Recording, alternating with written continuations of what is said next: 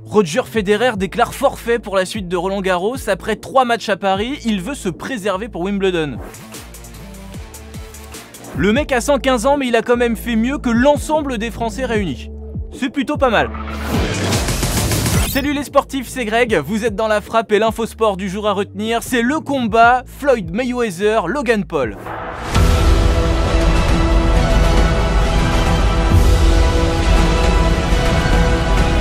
Cette nuit avait lieu à Miami le combat que tout le monde attendait. Un combat exhibition entre d'un côté Floyd Mayweather, 44 ans, légende de la boxe, multiple champion du monde, 50 combats, 50 victoires. Et de l'autre Logan Paul, 26 ans, youtubeur, reconverti depuis peu dans la bagarre, un combat, une défaite. Sur le papier, c'est vrai que ça pouvait donner un petit peu envie, mais en vrai dans les faits...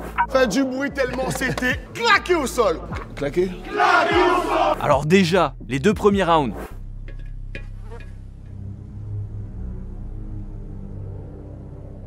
Il ne s'est absolument rien passé, ou alors si, à la fin du premier round, Logan Paul il a tenté un truc, mais ça faisait un peu comme le mec un peu trop bourré à 6 h du matin sur le parking de la boîte quoi.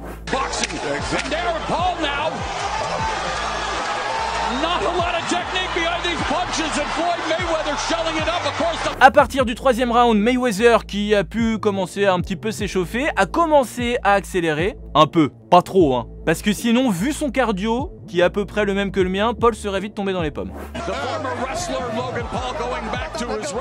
Au final, Logan Paul aura tenu les 8 rounds, dans un combat qui n'en a finalement eu que le nom. Paul s'est surtout accroché à son adversaire durant tout le combat pour éviter de se faire détruire, ça donnait un peu ça.